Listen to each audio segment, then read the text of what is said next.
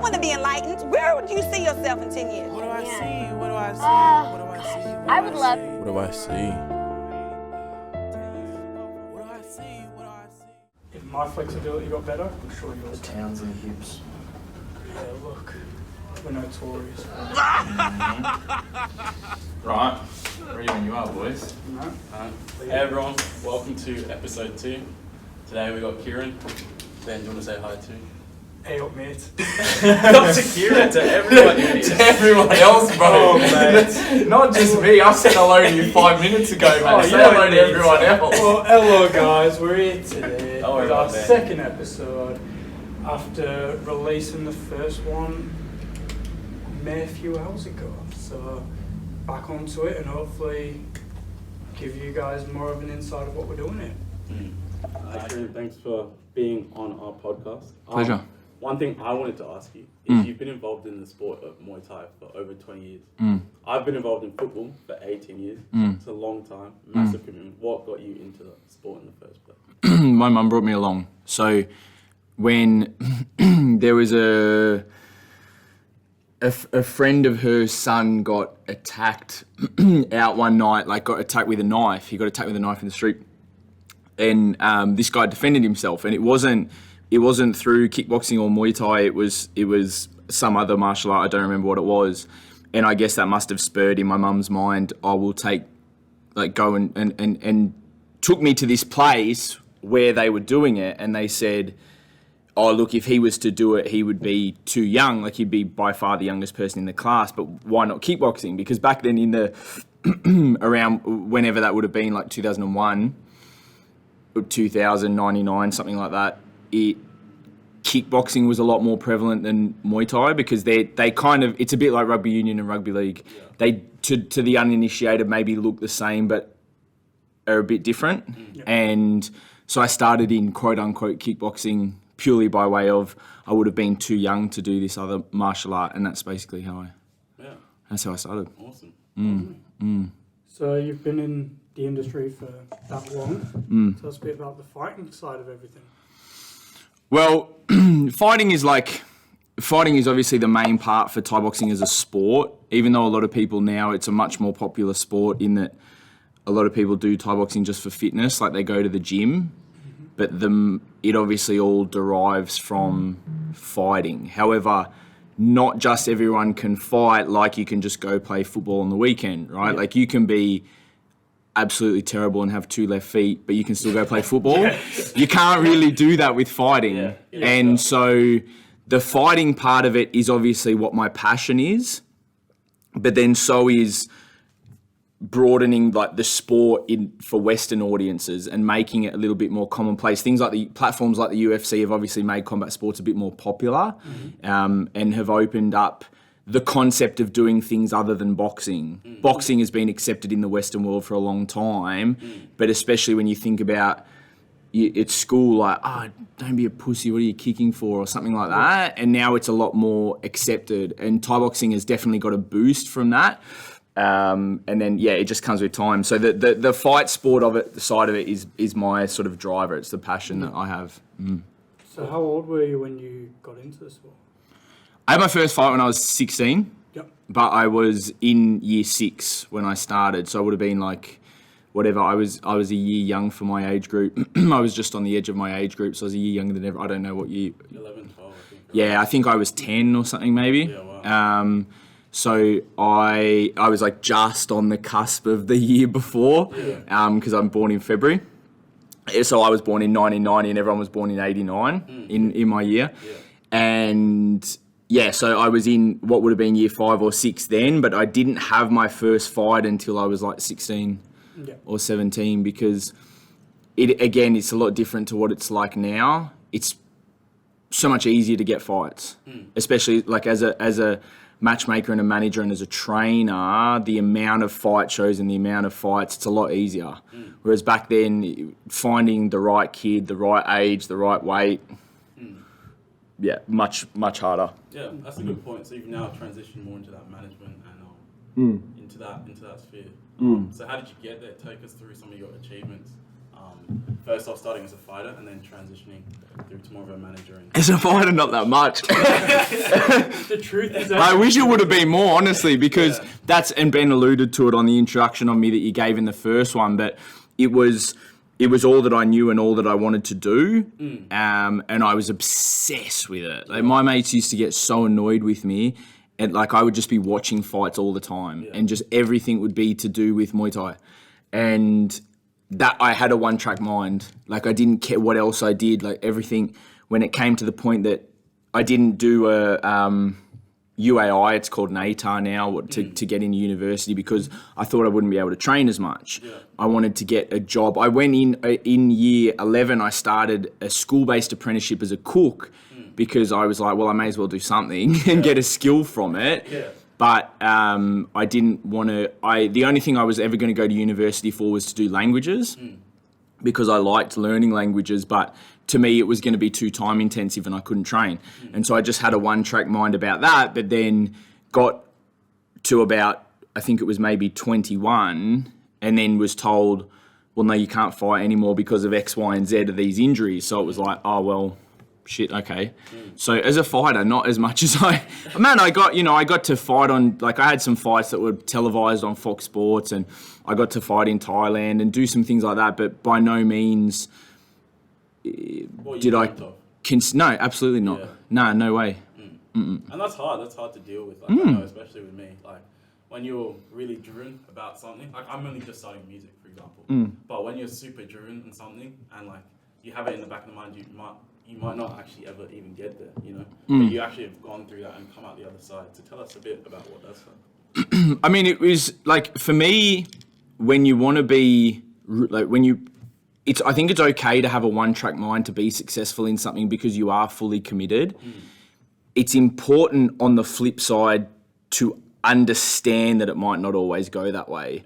So I think it's the mindset that you have when you approach it. The one thing that I didn't have was in the back of my mind, like, fuck, maybe this would never happen. And I think that's the way that you think about that. And it's why they, especially now, they put, when you look at, say, professional athletes, more commonly accepted sports like rugby and football and the like, they have dedicated people who look after them in regards to their development for a life after sport.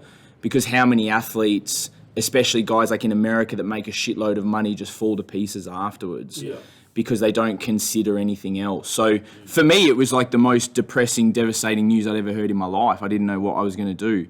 I sat in the car after having the appointment, or, whatever it was. And it was I have a shit memory, by the way, and I can remember this vividly. It was in Deakin, and man, I just bawled my eyes out. Because I didn't know what to do. It was just the fucking, like... It was the worst, because it's like, it's a shock. It's, to me, it's the same grief. It was the same grief as someone close to me dying. I experienced the exact same grief. And I've had people close to me pass away, and it is the same grief that I experienced, because it was the end of something. And I was just like, I don't know, maybe I've like blocked it out, but I struggle to think about that period of time now. Again, my memory's pretty bad, but I don't necessarily think what was going through my head. I remember the pain, and that's about it. But all I know is that I then just shifted to coaching, because that's the only way that I could have... Kind of an outlet. And yeah, well, exactly, In the sports skill. Exactly. And I was lucky enough to do some coaching before that, like even when I was fighting, and I was quite young as well. And I grew up, my mum was in the media, and so she taught me to speak well and to deliver, and she does a lot of media training, and I used to help her with that on her job. And so I was lucky in that I had a set of skills from a sport that I was passionate about, and then I was able to deliver and talk and do that. And so they just matched together really well. I think you touched on a really good point there about that grief, because if you actually think about it, it is a loss of life, because you've projected this whole dream and this whole reality onto yourself, and you've been dreaming about it for so long, and to realize that you actually won't reach that, it is a loss of life. So I can understand why it would be absolutely. It's the worst. It was the worst feeling in the world. I don't think I'll ever. There's not very many things that I reckon I will be able to replicate that grief that I experienced then. There's going to be very few. I have experienced very similar from some people passing away close to me, but it is the same. It's loss, and the thing that I've looked back on now, and that I'm a big believer in, that you should, like, generations get better, and so part of what I want to do is make my athletes or people around me learn from experiences that I've had. That's the idea of growth, and that really sticks with me and helps me with how I sort of approach other people and just life in general now, because whilst it took me years and years and years to accept, hopefully I can help someone accept it sooner and look at the other side of it. No, I get what you mean. I think we're trying to do the same thing on this podcast. Give back from our experiences and let people know about the things we've struggled with, and the things we're also trying to do to get to where we want to get to in life. And the thing is, as you said, there's sometimes roadblocks. Sometimes you have this vision and it's blocked and it's painful. But as you've also shared on, which people might not have realized, is there's so many other things you can do, especially in that same arena or in that same sport, music, football, anything. So if you're passionate enough about something as well, there's always finding those little openings that you can still have a career inside that. exactly. Absolutely. The thing is the process, because as much as and this is a harsh truth for some people and a harsh reality for some, is that there's things like there is no definition of perfection, because perfection is a definition that's individual to someone. And the same thing goes with like success and accomplishment and achievement. What you think might be the top of your career in hip hop is not actually the top of it. It has to be it to you, not what it is to other people. And this happens a lot in this sport, in that people think, I have to win this world title. I have to be this number one ranking. But the fact of the matter is that they can't be that forever. In the same way that at the end of the football season, if Chelsea wins the Premier League this season, right? And Manchester United continues to bomb the fuck out. Alright, so the episode goes. That's not the case next season. Exactly. And people look too much at it, and a lot of times when people reach that top, they realise it's not the top. Everything's relative. Exactly. You have to find successes for yourself. Exactly. The process. Yeah, exactly. And that's just everything in life, man. That's like the process, especially for me, and the way I live my life has changed so much over the years. But for me, there is no, to me, the number one, like the meaning of life is to enjoy life. Right? Yeah. And enjoy the process and have that. It's not make $1 million. It's not buy a Ferrari, because I can if I want to, but I know that I'm not going to get the feeling that I want when I get there. The satisfaction. Yeah. But if I want a Ferrari, I'll fucking buy it. Absolutely. There's nothing wrong with that. But I've got to realise, and I have to check myself, that's not, once I get it, man, that's not going to fulfill me. Yeah, exactly. Exactly. Yeah, there's a difference between having goals and wants. A lot of people make a Ferrari a goal. Whereas it's like, it's nice to have it as something you want, but it's not something you want to get to, and then you'll be like, okay, once I get to this. And enjoy the process of buying the Ferrari. The money that you make to buy the Ferrari. Enjoy that process, absolutely. Not just the end goal, enjoy the process. Yeah, definitely. And I think that's what a lot of people as well, they don't respect the grind in a way. They don't respect actually working hard towards that. They kind of just see that little ticket, they get it and they go, oh, well, okay, now I've got it, like, what's next as well? Exactly. They need to appreciate everything that goes into that. Like, trying to make it as a footballer, I had to appreciate and respect that I was training 3 times a day or for 4 or 5 hours at a time to get where? To get to that level. Did I ever make it? No. Did I love giving it a go? Did I try my best? Yeah. Has it not worked out? No, but at the end of the day, I loved every moment of that. Perfect. And that's all that matters to me now is I look back and I'm like, okay, was I good enough? Well, obviously not. But that's okay. I love the sport. I played hard. I did what I needed to do. As long as you're okay with it, then good. Sometimes I think as well, it's not even about are you good enough or are you not. Sometimes it's about opportunities.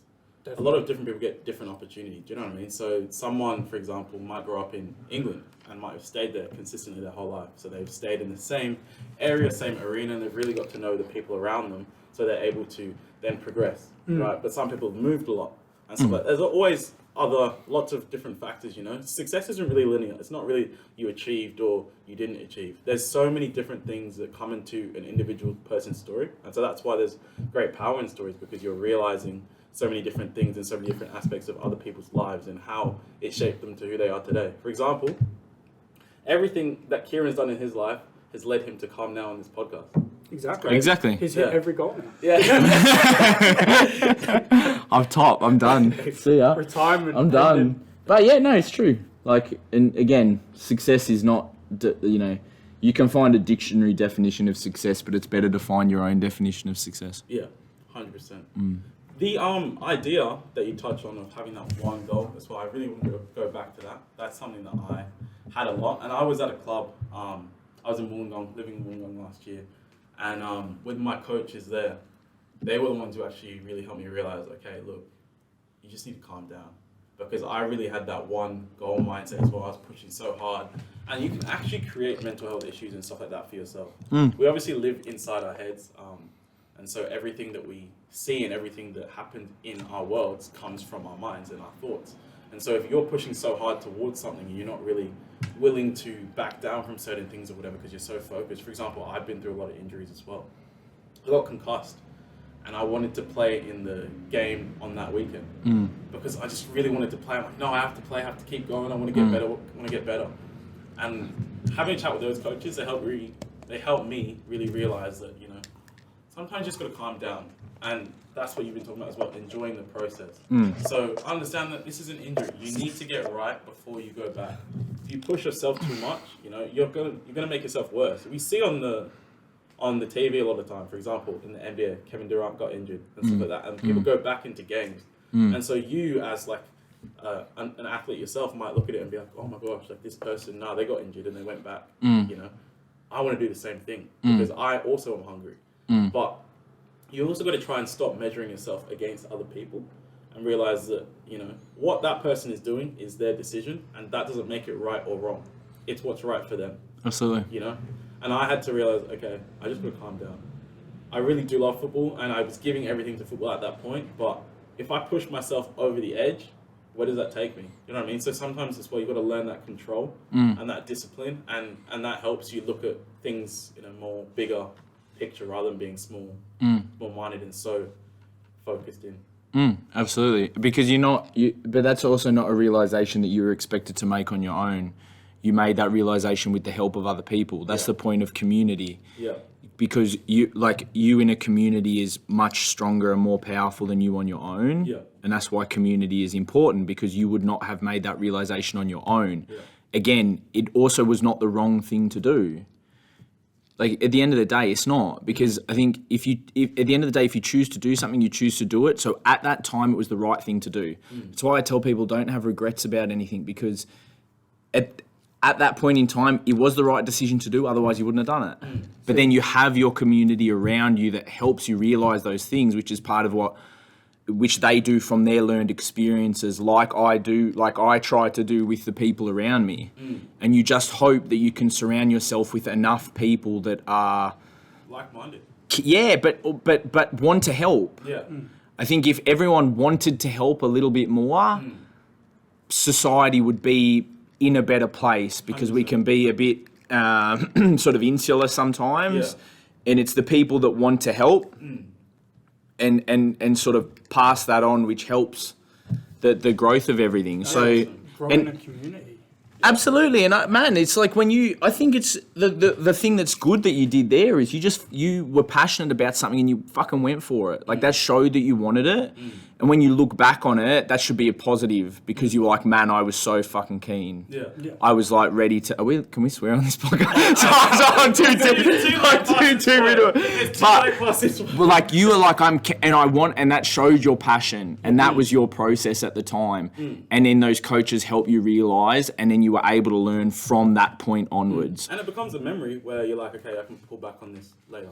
Going back though to your talk about the power of community, that's actually a really powerful point It's a crazy point you've made, because I think we see today so much lobbying online, on social media, and all these things about things that are going on wrong in the world. And a lot of times I actually don't get involved in some of these things because I'm like, I might even believe in the idea, or I might not, but I don't like the way that people go about it. Because we're trying to make these big societal changes, but everything changes on the level of the individual.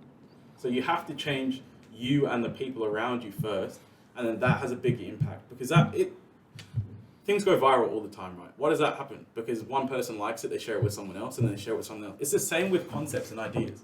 If you really want to change things in society, you can't be, putting out these messages to like the 1,000th person that's following you that doesn't really care about your life and stuff like that. Have these conversations with the people around you, and help bring up the people around you, and help other people, just as you were talking about. You can really help even 2 people around you, and then inspire them so much to where they're like, oh snap, okay, let me take that and inspire 2 more people. That's going to have way more impact than you posting a black square on social media. No, that was a massive thing as well. The amount of people who share those sort of things on their Instagram, their Facebook, their Twitter, didn't actually have a normal one-on-one conversation with someone because it was too difficult to have that conversation. Yeah. But you're willing to share it on social media and give off this front. It's trying to look and good. act like you're actually benefiting society, better in the community.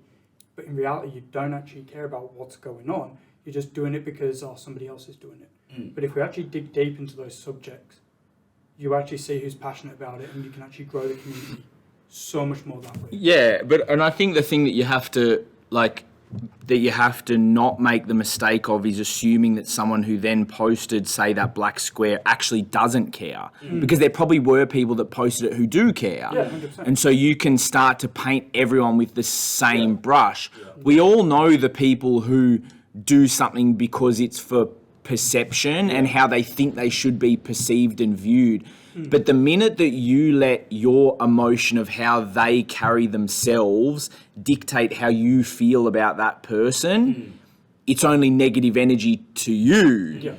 And this is something I try to work on a lot in myself too, is that the only person that I have control over is myself.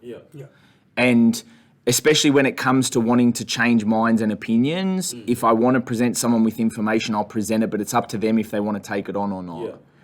And the thing is that these kind of conversations, you can just like go around and around in circles, right? You didn't do this, but you did this, and you didn't do that, and you did that, and you just get tired.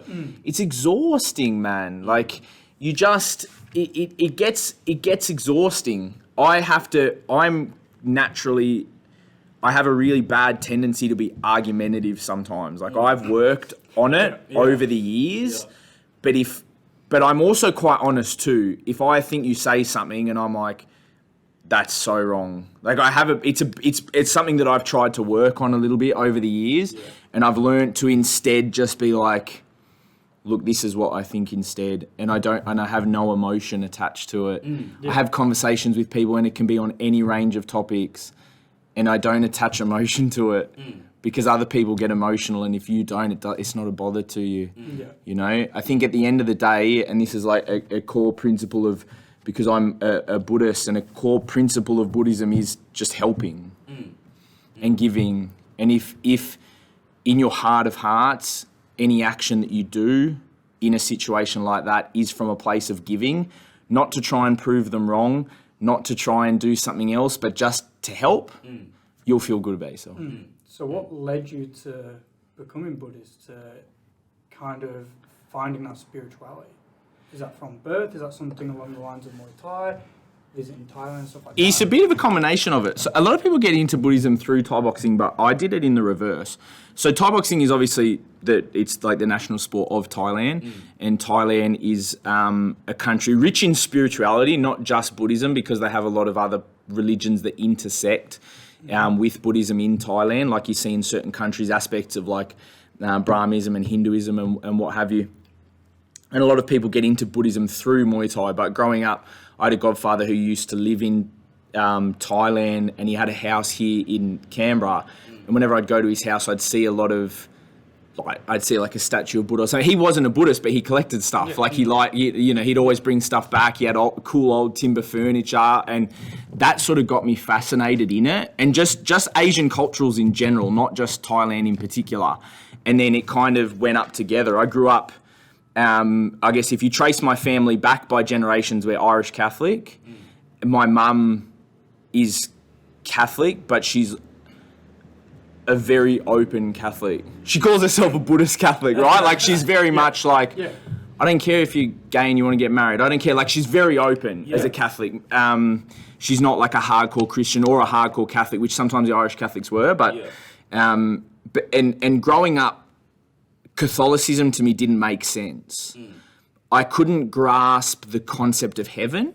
I struggle with the concept of heaven. One funny thing when I think about it is I used to get fucking terrified of the concept that you would go to heaven and then it would never end. Yeah, that's something I've been thinking about recently. That scared the hell out of me. I would be like, Mum, what do you mean it never ends? Like it just goes forever and ever? What? I don't know. Why am I having an existential crisis? I'm 9 years old. Like, why am I thinking about this? But as a kid, I was very anxious. I was a really anxious kid. And so I would think about this. And when I think back on it now, I'm like, no wonder I was anxious because I would think about things like that. When you were a kid, you didn't think, oh, you're anxious. You were just nervous or shy. But I think about it now because I still have moments of anxiety and I have through my life. And you can ask me about that later if you want because I'm an open book on it. But I think about it and I'm go, it was actually super clear I was an anxious kid, like a really anxious kid. Hated talking on the telephone. And so that concept, it never really made sense to me. Catholicism didn't make sense. Also, how can you be a shit person your whole life and then repent on your deathbed and go to heaven? That doesn't make sense. And whilst I was a kid and I didn't understand the concept of things like karma, it made more sense as I learnt about it. And bit by bit, you sort of learn about it, and then you go to Thailand and you do temples, and you go to. I was lucky enough to travel a bit with my mum and go to Hong Kong and China and Japan and all these sort of mostly Asian countries. I'd never been further than Asia, and sort of see like Eastern spirituality, and I naturally gravitated towards it because it made more sense. It wasn't right or wrong, and that's my issue.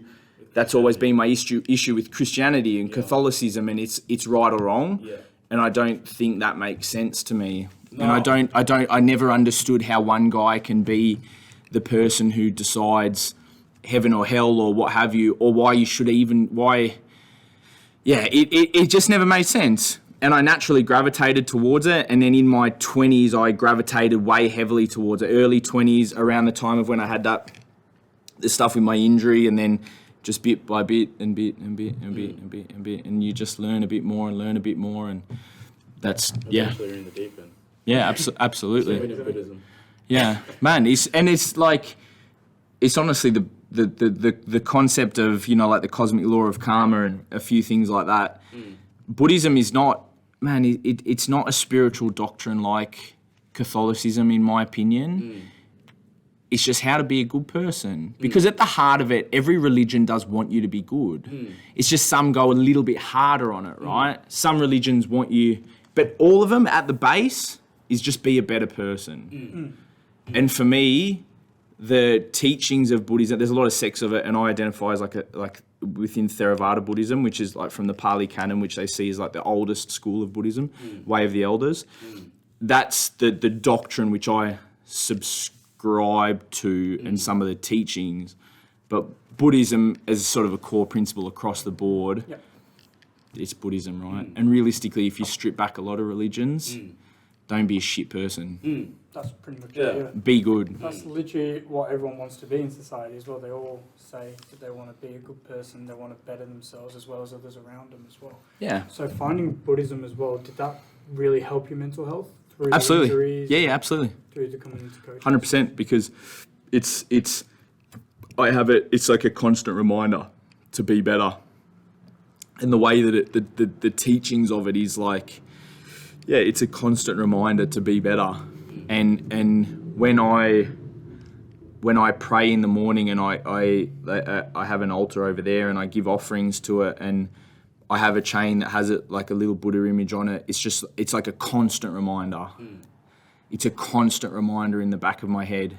And the biggest thing that Buddhism helped me with and probably in the past 5 years of my life, is that death is okay. Yeah, because in Christianity you're kind of fearful of death somewhat. Terrified. I was fucking terrified of Yeah, death. I was because absolutely terrified of The thing dying. is, like, even if you are the hardest or like most devout Christian, right? It's like you can even be thinking, damn, like, have I really done enough? Have I done well enough? Do I really believe? Because it's very black and white. I actually grew up in a Christian household as well, and so I grew up going to church, and it was quite helpful. Like, you learn a lot of things from the pastors and stuff like that, because it's absolutely. that self-improvement, self-betterment. And so a lot of things I've learned from life, when people are like, how do you even know this? I'm like, I just picked it up from a pastor and stuff like that. Because one thing is what we had to do at home, we had to take notes and then talk about it in the evening. So that actually really helps as well sink into your memory. But then I've kind of shifted away from that as well. And as I said before, I've been thinking about this whole idea of Christianity a lot recently, because there are a lot of things that I'm looking at that they don't make sense for me, and they might make sense for other people. But especially with Christianity, they have such a, or this is what I feel, it could be wrong, but I feel like in Christianity there's a negative view of a lot of other religions, because they're just looking at them like, you're wrong.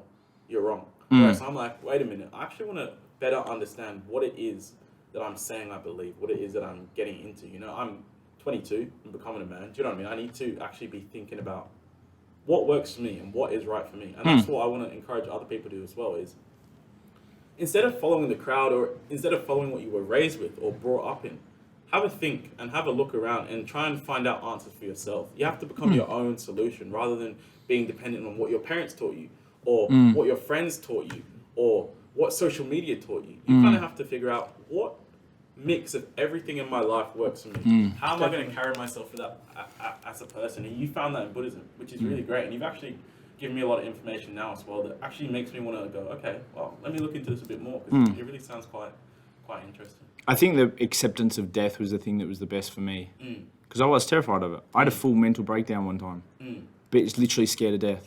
I had an anxiety attack which manifested itself in a fear of death, which was later, I guess, you can say, diagnosed by my psychologist by the fact that I was premature. When I was born, I was 10 weeks premature. Yeah, wow. And so when you are premature, you are taken from the womb early. And so what my psychologist basically determined or said was that I have a biological embedded separation anxiety. Oh, wow. And so what happened one time is I had some big moments in my life and I had a full mental breakdown. Like fucking just like, man, it was so bad. I'm an open book. You can ask me questions because I'm comfortable with it now. But I had this complete full-on breakdown, and the separation was from life. So my separation anxiety manifested itself into dying. Like, I was terrified of death. I remember someone asked me, oh, have you thought about harming yourself? I said, absolutely the opposite. I don't want to die. I'm like, I want to live. I spent 3 days in my room. Couldn't leave. Couldn't leave. I was terrified of dying. And but Buddhism helped me be like, okay, death is okay. And it's one of the main reasons, and it's written on the front of your shirt, that an unofficial tagline that we have for the gym is Memento Mori, which is obviously an old Stoic Christianity, like has Stoic and Christianity like influence on it, but it's remember you will die as a way to live your life. But for me, it's also just a respect of death, because regardless of what you believe in, whether you go to heaven, whether you think you'll get reincarnated, the life that we live right now does finish. It does not continue. Because the shell that we are in stops working. So whatever you think happens next, your soul goes over, blah, blah. I always say we'll find out when we die. Or we won't know at all. Or we won't know. That concept used to terrify the fuck out of me. Nothingness. That was terrifying. But now I'm a lot more accepting of it, because it's like, okay, it's an appreciation of the fact that you have to just go hard at life. Exactly. And that helps you tie everything back into perspective and realize, okay, look, I'm going to die. So, and I don't know when that's going to happen. Could happen for me tomorrow. Could happen in 5 years. It'd be crazy if I died tomorrow and I just said that. You know what I mean? Like, it ties everything back into perspective, and then you realize, okay, look, why don't I just make the most of the time I have now? Why don't I be grateful for the life I have Absolutely. and make the most of it? So whether you want to be an astronaut even, you know, people have dreams that they've had from a child. And a lot of times other people will say, no, you can't do that. You can't do it. Why not? Why not? Do you know, if you really want to do it, push for it now, because you've only got one chance and you've only got one time to do it. Man, absolutely. And I'm probably the main thing that has helped with that, and I think molded me into the person that I am, was that my mum always said you could do whatever you want. She was always, I think I'm lucky in that sense, because some parents aren't like that. And my mum never pushed me to be anything other than what I wanted to be. She didn't tell me I had to go to uni. She didn't tell me I had to get A's at school. The only thing that she ever said to me when I brought back a report card, and I was fucking shit at focusing in school. I was terrible. What she used to say to me when I passed her my report card is she would say, "Did you try?" Yeah. And if I said yes, she'll be like, "Okay, That's then." powerful. That's really She's powerful. like, "Okay then," because not everyone's good at school. I wasn't. I think I'm really intelligent, but I hate school. I can't sit down through it, I man. actually found out that a lot of people that are highly intelligent don't like school if they have interest in other areas, because it's not challenging them. Because It's a school box, man. Yeah, it's a box. It's a box. In year Stop. 10, I dropped maths. My Yeah, teachers I didn't my like teacher that. said to me, "No, but you should do it." I said, "No, but I don't have to, right?" I was like, "But it's not compulsory." Yeah. And you know what ended up happening? Yeah. My free period was with all the kids that had the really advanced maths. Yeah, wow. So it was me and like 5 kids who were so, man, they would sit there doing their maths homework and I'd just be like, what? Yeah, man, it would blow my mind. But, you know, I'm like super grateful for the fact that my mum was just like supportive of whatever I wanted to do. And I would not be the person I am today if it wasn't for her. That kind of also expands into success. For example, we talk about how success isn't just one thing. Well, intelligence isn't just one thing, you know? Absolutely. A lot of people think that, you got a really good ATAR, so you're really smart. But there's actually so many people that are very highly emotionally intelligent.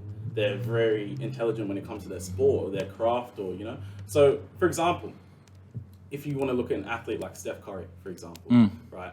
You might think, you know, he might not be that smart. But to play the sport at the level he does, the amount Absolutely. of reads, instincts and stuff you have to utilize every single second, that takes so much brain power. And people don't really respect Absolutely. those ideas. And Steph Curry is not as successful in the paint as he is outside of it, Yeah. right? If you judged him by his ability to just sit under the rim, Yeah. he would not be a good basketballer, Yeah. would he? Yeah. No, exactly. No, Which is absolutely a whole not. Another point. Exactly. So it's like how you judge what it comes down to that whole there is no definition of it. It's like you can't like as a point guard, you're not going to judge them for their ability to like Steph Curry's not going to come flying through the air Dunk it over and LeBron. or like smack it. LeBron's going for a layup and he just fucking and Steph jumps like 4 foot in the air and just rejects LeBron. Yells in his face. That's not happening. And so like by that manner, you're like, he's not very successful. Yeah, he is, man. Yeah. He is. Yeah, and he's created, that's a great example as well, because he's created his own success, his own story. He came into it and completely changed what people thought people could do, you know? Exactly. He scraped his way into the league, and then, you know, he's changed so much about what people even perceive to be success. So if we can replicate that into our lives as well and say, look, you might have failed your exam a week ago. You might have lost someone 2 days ago. You know, you could have been through all manner of circumstances, but that's okay. You know what you're going to do? You're going to keep Absolutely. going, keep pushing. And as your mum was telling you, did you try? Absolutely. You've got to ask yourself that every day with what you're doing. Did you try? Absolutely. You know, and then put effort into things that you want to actually be good at. So if you don't want to be a dancer, don't go to dance lessons. No. If you want to be a fighter, put in effort into that, you know? When Absolutely. you finish school, that's your chance to push towards what you want to do. Like, the time is now. People want to party, people want to do all these kind of things. And it's fine to do these things in balance, but you really need to understand, okay, look, this is when I'm young. This is actually the best years of my life to push towards something that I want to do. So when I am older, then I can reap the rewards of what I've done, rather than, and everyone has different timelines, so you don't have to do it that way. But it is, I would say it's really good to now, especially for our young listeners, make use of the time you have now, rather than wasting it away and then, you know, potentially saying, why didn't I do this or why didn't I do that? Or be happy with the decision that you make. If you can get to 50 and be like, man, I was like a savage in my 20s. And you're okay with that? Yeah. Successful. Mm. You know what I mean? Like, Yeah. sweet. But Yeah. what you say is right, is that you have to pick your battles. If someone comes to me, the unfortunate part of it is there are realities to life too. Not enough people are honest. Too many times people tell people what they want to hear, not what they need to hear. If someone is 35 and they come to me and say, I want to be a world champion, I'm going to say, probably not. Yeah. That's another thing. I'm you not going to mentioned as say well. yeah. Well, exactly. You mentioned this on one of your YouTube episodes as well. You mentioned about fighter timelines. And you have to be realistic in that. If you're, like you said, 35, want to be a world champion, how often is that going to happen? It's probably not going to happen. Exactly. Like, the younger you start, the more chance you have as well. But it's also about the dedication you put in there as well. Absolutely, Using that yeah. timeline. Mate, you come to me and tell me you want to be in the Premier League, I'd say, Ben, you're probably not going to get there. I'm not being rough telling you can't achieve your dreams. I'm like, dude, let's be But realistic. it's actually Exactly, honest that realistic. you get, even if you hear that advice and you feel like it's a bit of a punch, it's better you get that now. Absolutely. Then you put so much effort into something and then you never get there. You're like, But if you're like, I'm gonna try anyway, I say good on you. Yeah. Go smash it Yeah. then. And You prove go me and wrong. try. No, exactly. Prove me wrong. Yeah. Tell me otherwise. I don't want to be right all the time. If I tell someone they can't do something, prove me wrong. And if you prove me wrong, I will be happy for you. Yeah. I am not going to be shit about myself. I'm like, that is awesome. Yeah, me saying that, okay, you might not be able to do something isn't me not supporting you. I fully support you. So if you say you want to do it, I will be along your side whilst you do that. Absolutely. But I'm just trying to, as your friend or somebody you know, give you some advice from my perspective, And as you said, your perspective might be wrong. And that's the thing as well with you talking about that balance as well. If you want to be in your 50s and partying as well. Yeah, it's about that balance. So the balance that works for you, not the balance that works for other people. Absolutely. Different people have different formulas. Absolutely. And that's like one of the biggest things that you've taught me is about actually understanding realistic goals as well as still pushing towards those bigger goals, as well as actually starting off small as well and going, I really want this goal, but I still need to figure out how to get there. And you mentioned it as well, like if you want to get to that world title, how do you get there? Absolutely. So you can't just train once a week, you have to train this much. Exactly. And then you have to get to this class, to then fight, to then do this. How many years is it going to take? And breaking it down into smaller goals. Yeah. So you've got one massive goal, but you've got 10 little goals to hit first. So you just work on these small goals, chip away. And one day, you might get to that. One day you might not, but you've chipped away at the small goals that you're actually focusing on at the start. Better to have at least tried than not at all. When people come to me and they say, I want to fight, maybe, this, that. But I say, don't get to 40 and wish you would have done it. It's the reality of it. And I'm pretty hard to be a student of because I expect a lot. I expect a lot because I know what it takes and I know what people need to get there. And I will not accept anything short of that. And that is just the reality. If you want the easy way, go somewhere else because I'm going to give you the honest way. And it is what it is and not everyone can do it. But I am going to give you the thing that I'm doing is I'm not expecting without providing you or giving you the ability to get there. Yeah. Sometimes coaches and stuff, and it happens in our sport, they might promise the world to someone and expect the world of someone, but they can't give them what they need to get there. That drives me insane. They hold on to it for themselves. I have this incredible facility and all of these training partners and I continue to develop myself because I'm giving it. If I expect a lot from my athletes, I should be able to give them the chance to get to where they want to go. Yeah, exactly. And that's a massive thing that you've just pointed out on as well, is understanding that, okay, I want to help this person. How can I actually help them as well? If they're giving 100% effort, I've got to match it my end. How we can balance this together and work towards this common goal that we have. So that's a massive thing. And touching back on what you mentioned about the anxiety, I know we've gone completely. No. But dealing with that on the day-to-day basis, a lot of your athletes, they'll probably go through similar things. How do you help them through it, through your own personal journey as well? I mean, shared experiences are good because you can use your experience to help other people. You can't experience everything in your life. You can't have all the experiences, but you can have some, right? Yeah. Like you can have some shared experiences. And so for me, it's also individual. So what one person is going through is not what another person is going through, and there just have to be sort of like an individualized approach for each person, because it has to be holistic as well. Yeah. You have to take into account the whole picture, their whole life, not just a little bit, and what goes on in their whole life. So I try to use my personal experiences as much as I can, and I try to also use the emotional intelligence that we spoke about, that emotional intelligence of being able to like figure it out. I think for me, but I understand people, and I know how to get the most from people, and I know how people tick, and I can get a lot from them. That's what one thing I've noticed with you massively is you look at Max and Davey, and then you've got me, you've got everybody in this gym, and your approach to them is same but different. And I've noticed that the way you interact with each individual is tailored to them. And it's really good to see that 1 minute you could be having a joke with someone, the next you're pulling somebody aside being a bit more serious. And they've reacted the same as the person you've just blown smoke up their ass. It's because you know how to get the best out of them. That's really interesting to watch. Yeah. It's that expectations, but understanding people's limitations.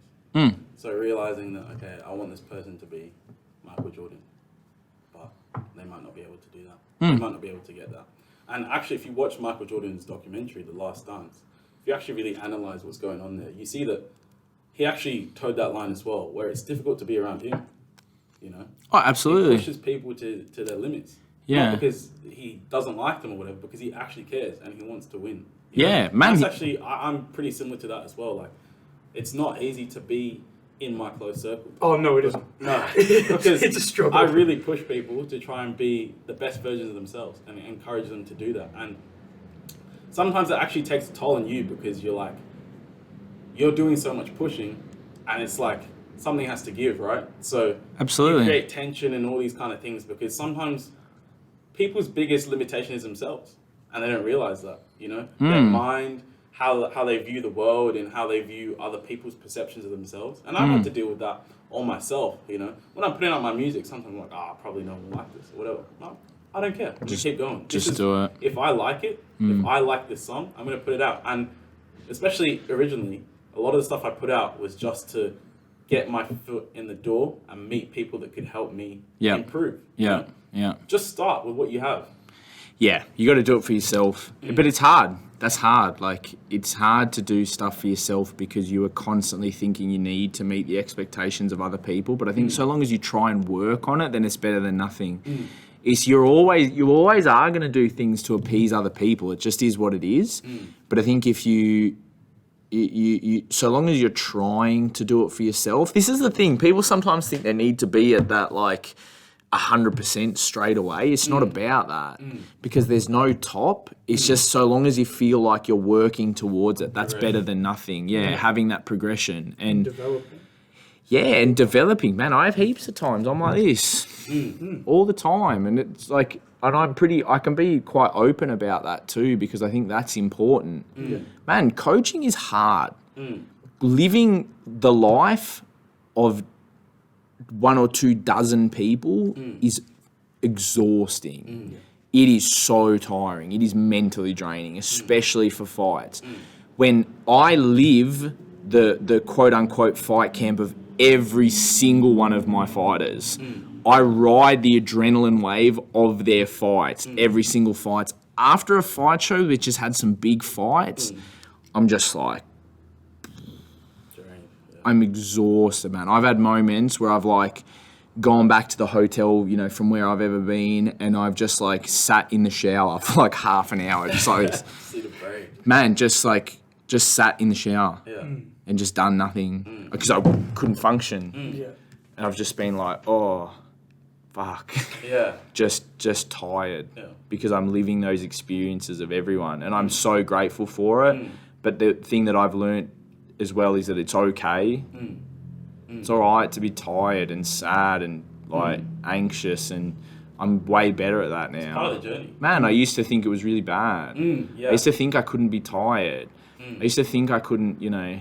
And I've had moments, man. I had one with a big overseas fight, and afterwards, man, it was Singapore's first international event back post COVID. This was September last year, and my fighter Josh lost this world title fight, and it was in a venue in front of no one. It was in the Singapore Indoor Stadium, which normally fits like 20,000 people, and there was no one. It was really quiet. You hear me absolutely lose it. Because there was a mistake that the referee made, which to me was like a big defining moment in the fight. I lost it. I couldn't hold it in. Man, the 10 minutes afterwards, I was losing it. I've never been like that before. But I'm all right with it. I feel bad, because I screamed at some people, man. And that's not me. That's not really in my nature. I get mad at people sometimes, but not the way that I did. And I was, there were paramedics that didn't speak English, man. I'm like, where the fuck is it? I'm like screaming, man. I'm like, where? The director of operations comes around. I'm like, where the fuck am I going? Like, I'm losing it, man. You would have heard me like in Malaysia. Probably I was that loud. And I reflected on it, and I felt bad, because I treated some people pretty badly, but I don't regret it. Because I realised it's all right. It was just emotion, man. And if some people hate me because of it, well, it is what it is. And I'm apologetic for it and whatever, but it's happened now and it's in the past. And you can't change the past. You can only affect the future. So we've actually dealt with that. Like Ben was actually talking to someone who, we've obviously come out and we're doing this podcast. And some people have had views like, well, this wasn't you before. So it's what? Like, Which is massive I as know, well, but that's what has brought me to who I am now. Absolutely. I think that's a very good topic. Like, a couple of people have mentioned stuff about, when you're a bit younger, that wasn't really you as a person. I went, well, it always was, but I was so sidetracked on myself and other things that I kind of didn't care about other people at times. Which, now I'm a bit older, I've gone, ooh, may have screwed up a little bit back then. But at the end of the day, I've grown up and I've become a person that I'm actually quite proud of. A little bit. There is still some quirks that need to be fixed. If you look at it this way, how do you fix the past? You can't. Exactly. So you just make the future better. Exactly. That's all you can do. I can't apologise for... I can apologise for everything I've done, and I am apologise for things I do apologise for things I've done, but I can't stay in that frame. I can't just be like... You got to look forward, and you've got to benefit moving forward. You've got to look after yourself moving forward and cop it. Cop it as a nail in a way and go, look, I was an idiot. It is what it is. Next time I'm in that situation, I won't do that. Or I'll react a bit differently. I'll make the same mistake again and then learn the second time. But and that's I think one of the most, it's a word I'm trying to find, one of the most sort of the biggest, the most influential things on my own life that I came to realise, and I think that anyone can experience or have for their life, is the ability to say that you have changed your mind on something. The ability to say that you've changed your mind on something, or you've changed your opinion, or you think a different way. Like that to me is the one of the biggest things. I think some people I think that to me is the biggest thing. The thing that I learned, one of the biggest things for me, was the ability to say that you change your mind, or that you change your opinion, and that you don't have the same belief that you used to have, because most people can't do that. Is there a time that you can recall that that's actually happened, where you've gone, you know what, I actually changed my mind on that, or my opinions changed? I don't think I can think of one specifically because of my memory, but I can definitely, one thing that I've got better at, especially over the last few years, is going up to someone and being like, I'm sorry, I shouldn't have done that. I was wrong. And that's it. I've had it in the past 6 months, and I've gone to people, and like I wouldn't have done this in the past, and I've gone, I was short with you the other day, I'm sorry. I shouldn't have done that. And that was it. Checking yourself. That was it. Yeah, that was it. And that is the hardest thing to do. By far is the hardest thing to do. And realizing you change your mind on stuff. It's like when you see people, if they have if someone has a passionate opinion, let's take one of the hot things at the moment is towards vaccination. Right? I don't give a shit. We won't get into like the sides of it. But say someone is anti-vaccine and they then go, actually, you know what, I'm pro-vaccination now. Or vice versa. They were pro-vaccination and now they go, yeah, you know what, because of all these mandates and stuff, I'm anti-vaccine now. The ability to say that you change your mind and that you think your last opinion was wrong, I think is super hard for people, but is one of the most important skills I think for people that people should develop. Having that like humility and self-reflection to be like, you know what, I changed my mind. Well, that's how arguments actually form, because people get more deep-rooted into a conversation about what they feel, rather than being like, oh, snap, actually, you just mentioned something that's a good point. Because people don't want to be wrong. The hardest thing is taking accountability and facing your emotions. And Absolutely. Those are two things that happen in arguments, because you hear people talking about stuff that you're like, no, I don't agree. So you start getting emotional. Absolutely. You don't want to take accountability, and you don't want to say, actually, wow, you've just said something that's just... The minute you get emotional... You've lost, man. ...is when you've lost. And I've had some rough conversations with people on like super touchy subjects. And I've just said, look, whether I think, okay, yeah, sure, I think your opinion is right.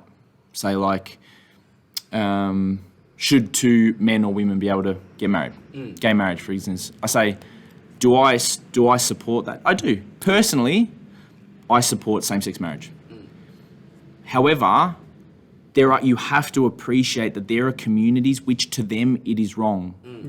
To them it is wrong. To you it is right, to them it is wrong. It doesn't mean it's cosmically for everyone right, because to them it's not. And I think it's important to understand that. That some people have a deep-rooted view on things, and to them it's right, because what you think is right to you. And it might be right on a broader consensus, right? Like... using the vax as an example. Yeah, man, using the facts at 1930s America, 1920s, 1910s, like really deep-rooted racism. The majority can be like, that is wrong, absolutely. There are still people today that believe it was right. Yeah, legit. And once you understand that, no, this is why they believe it and stuff like that, then you can actually address things, because you can formulate responses that address that. So say someone was like, I don't like you.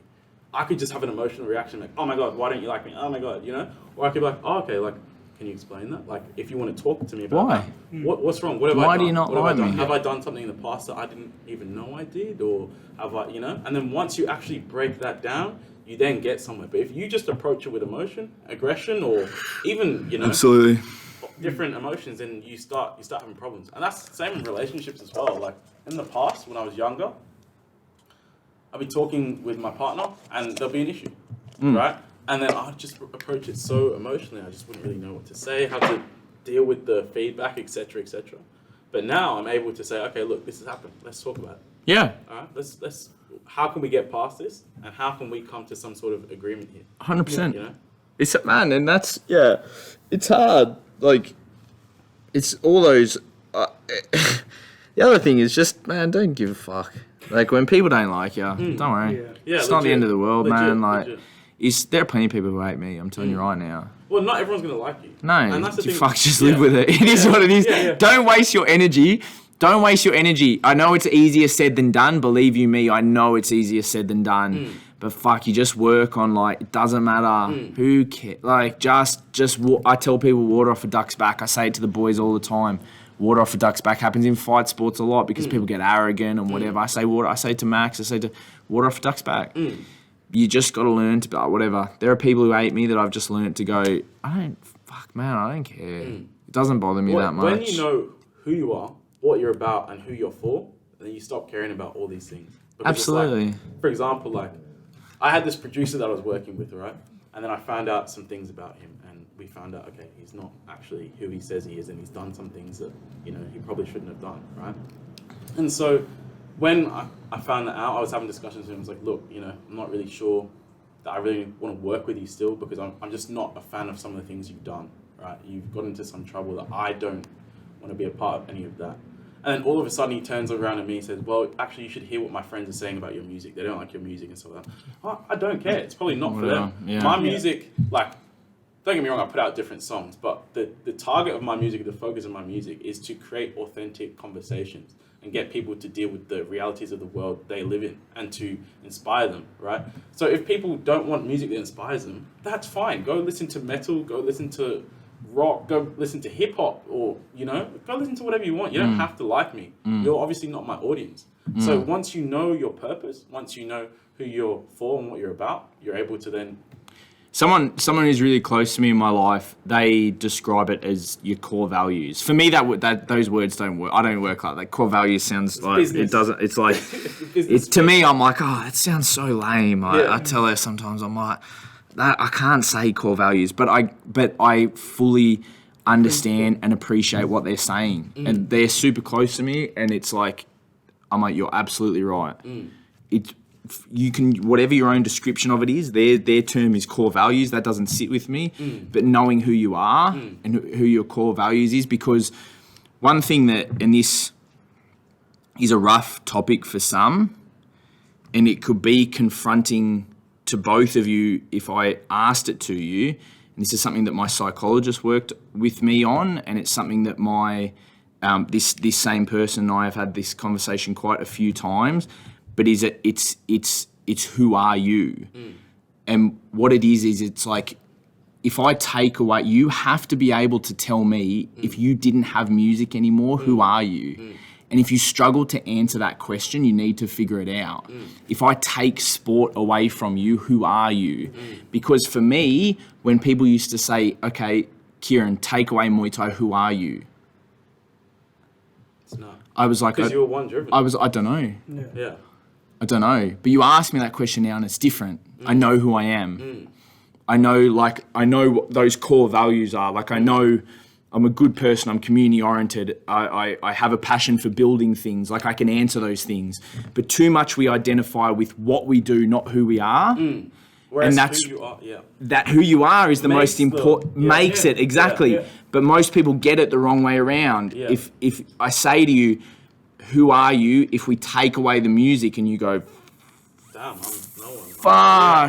who am I? Yeah. That is really important to figure out, because as soon as you figure that out, it really gives you direction in life and Massive gives you push. meaning in That's life. what my dad's been teaching me as well. He goes, if I take away the things that you do on the daily, like your sport, if I take that away, Who are you? Who are you? And I remember, I think it was like a year ago, I looked at him and went, I'll go make a cup of tea. I didn't know what to do. No, I was you- like, I'm dodging this. No, you don't He know. asked me it not too long ago.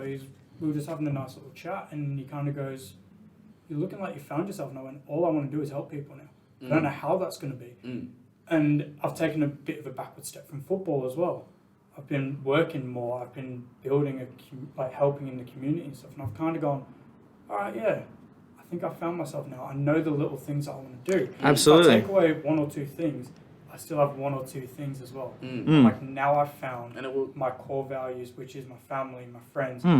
I lost a lot of friends over the past year. Yeah. Some have passed away. Some have just ignored me for whatever reason.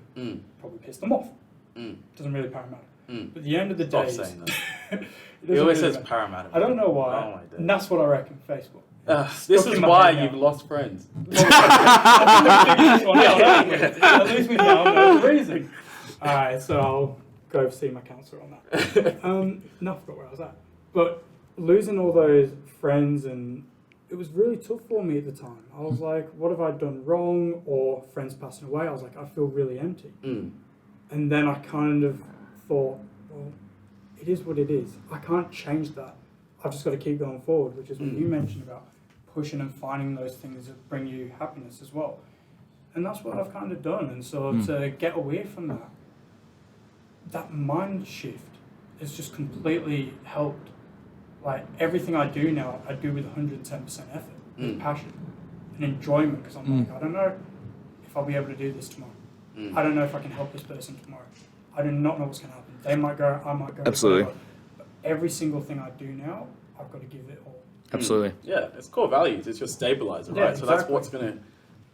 Anytime you have a low, anytime you even have a major high, it's gonna be the thing that grounds you, and Absolutely. brings you back to reality, and that will spread to every single reach of your life. So even in football, for example, you'll be playing, and you'll be thinking, "Oh snap! Actually, what can I do to help my team win?" You'll become so much more productive in the thing you actually want to do because you know why you're doing it.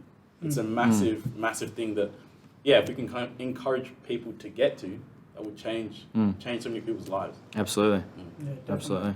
I just think overall, though, it's one of those things where you just need to. It's really weird watching other people succeed and other people tear them down who have never been in their shoes. The amount of times I've seen people get opportunities in football and stuff, and they're doing really well, and you hear all the people in the back going, "He doesn't deserve it. He doesn't deserve it." But you only see what he does on the weekend. You don't see the extra trainings that he's putting in, the gym work, the sprints, all of that. You just see him perform one game on the weekend, and you've just formed a judgment. He doesn't deserve that. Well, you don't see that I think hard it work was- that's coming in. I think it was Big Sean. That has a song about that very idea that successful people don't bring down other successful people. It's people who aren't successful. But that's the thing as well. What is success, right? So somebody could be working a 9 to 5, and for them, that's all they've ever wanted to do. So that's perfect. You know what I mean? And they're gonna tend to be more encouraging of other people pursuing their dreams. But for people who are in a situation that they're not happy with, that brings resentment in your life. And then, for example, you'll see all the time, like the amount of people that actually try and actually properly tear down even footballers Yeah. because they missed a penalty and stuff like this. Because football, them watching football is what's bringing them the most joy in their lives. I watch football because I enjoy it, but I miss a lot of games and stuff like that because life gets in the way. In terms of what I'm actually trying to do in my life gets in the way. But when you're dependent on something else and you don't get the result you want, and you're not in a position where you're like, okay, look, I am my own solution. You're relying on other people. You can get so frustrated because, now someone's missed a penalty for you, you lost in a final and stuff like that. And then people just send abuse and all these kind of things. Well, And, look at what happened to England in the Euros, man. yeah. Like, Saka, Rashford and Sancho Yeah. just got slated. But you know what? It's always going to happen. This is the thing, is that you have to realise that it's always going to happen. Yeah. People are there. You are never not going to have what we would commonly call a naysayer. It is. It's just life. Yeah. It's accepting that. And the unfortunate reality is that if you have someone like Rashford who misses a penalty and he's on a really high stage and lots of people are watching, there are going to be more people on the opposite side. It is just the reality. The more you put yourself out there, yeah, the more you're you have to, attracted. man. You've got to be ready to deal with that. Yeah. You have to be ready to deal with it because life is not meant to be easy. If life was easy, it would be fucking boring. Yeah. What is the point of having an easy life? You are not going to learn or develop. It's the same. Like there will always be conflict in every shape and form. Easy life is boring. It's the way that you interpret and react to it, which is the most important part. Playing small. Man, Playing small is not going to get you anywhere. You just, if you want to go hard, you got to go hard, and you got to accept the stuff that comes with it. Yeah, exactly. If you want to run across burning coals, you have to accept the fact your feet are going to get burned. Yeah. There's consequences. Yeah, you're not, man, this is not Jesus floating above water, bro. You're running through. And I think people struggle. They don't do that. You have to it comes with it. It comes with the territory. And just be ready for it. Because life is not meant to be easy. Legit. It's 100%. If it was easy, it would be boring. The shittest times are usually what mold you into the person that you are. You're not always molded by the easy stuff. Because the easy stuff is just easy stuff. Yeah, it's like Michael Jordan, going back to him. People would say, oh, you've made all these points, you scored all these points, and then he's talking about how many shots he's missed. Do you know what I mean? He's cognizant of that fact that, there's so much hard work that goes into the image that you see of him now. There's so many sacrifices and stuff he's had to make, but he knows who he is. His mindset, this is a crazy thing. We all look at Michael Jordan, we always talk about the Mamba mentality, even with Kobe as well, right? Everybody talks about that and how his mindset is the thing that made him such a great player. But then why don't people follow in that? Yeah. You know, people be like, oh, he's so great, mindset. Yeah. You got to follow that and recognize, okay, that's something that I can take in my life as well. Is if I really activate my mindset, then that changes my whole world. Yeah. Rather than just looking in awe at what someone else has done. I'm not saying I'm going to be the Michael Jordan of anything I ever do in my life. That's not what I'm trying to say. But if I have the mindset of I'm going to try, I'm going to put in my best, and I know my why, which creates the shield then of any, you know, negative energy and opinions and stuff like that that would ordinarily tear me down.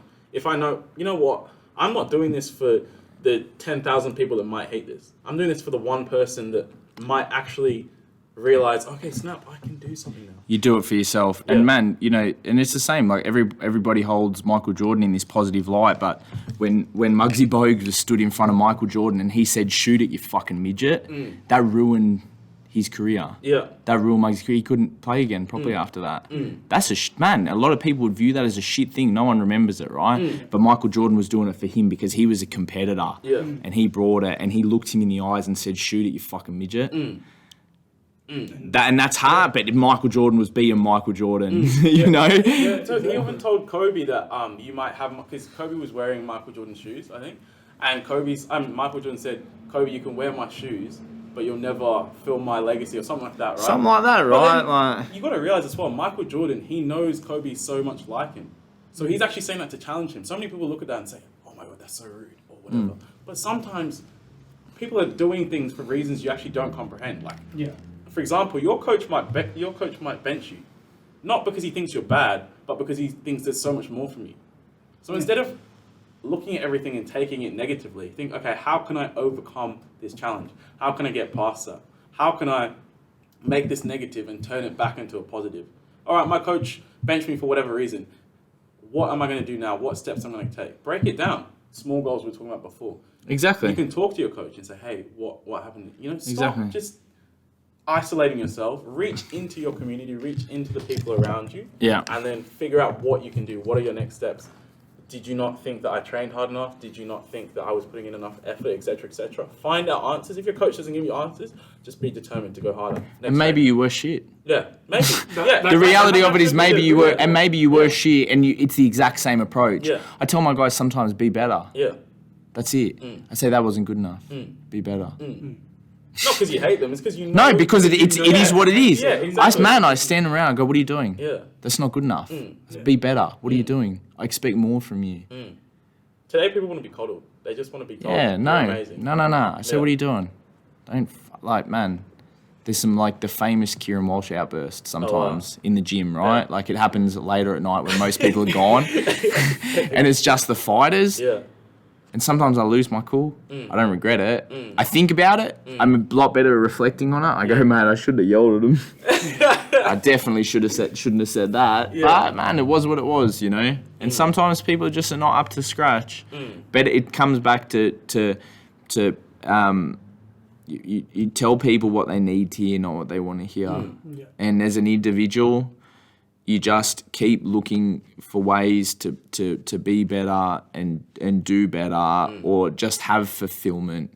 I think that's a more encompassing word because similarly, it's all right to just do nothing. I'm good with it now. I'm much better. I used to need to be like, people around me see me sometimes and they're like, man, you're burning yourself out. I've gotten much better at just going, I'm not doing anything. I'm going to go lie on the couch. I'm not, see you later.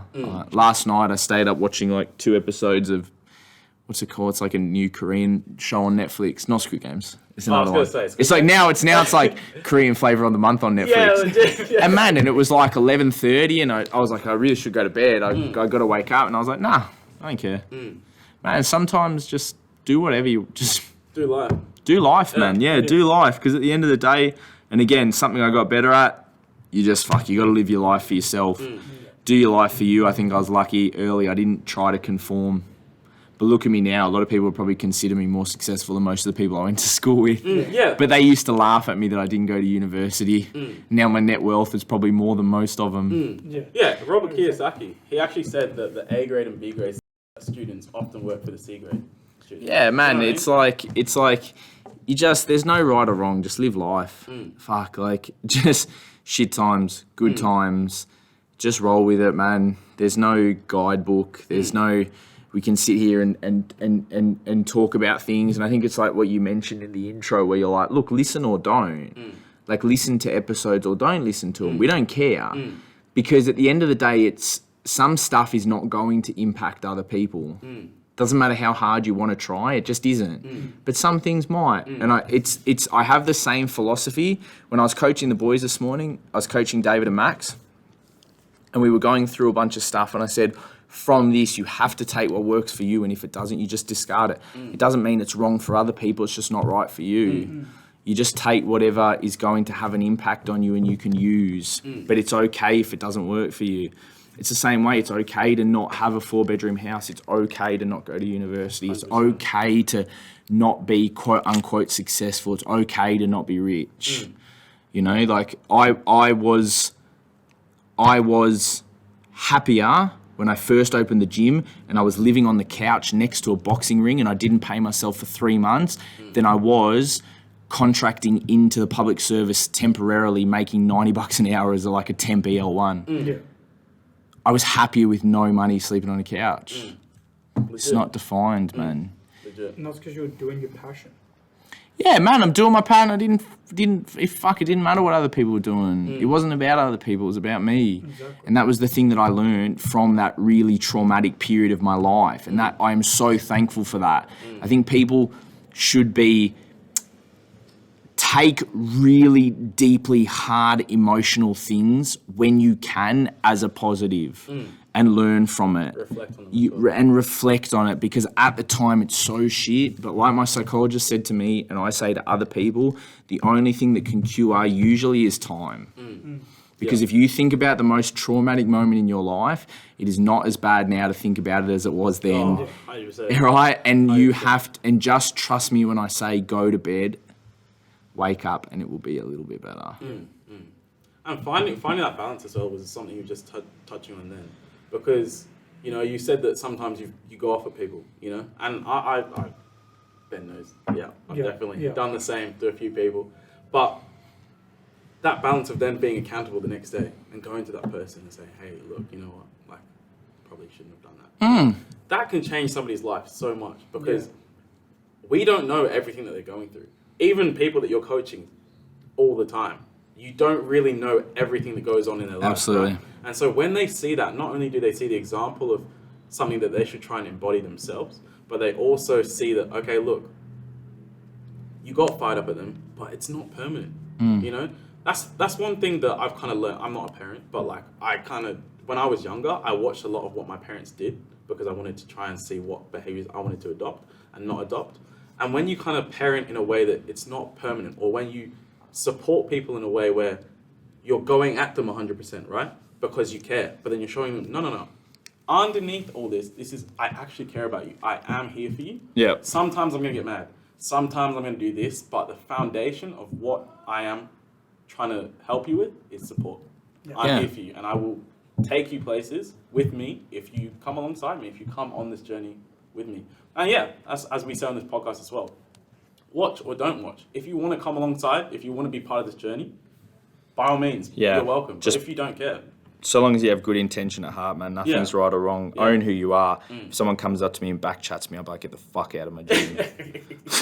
Like, one of my fighters backchats me, I say, go the fuck outside and walk in again and change your attitude. I'm not afraid to do that.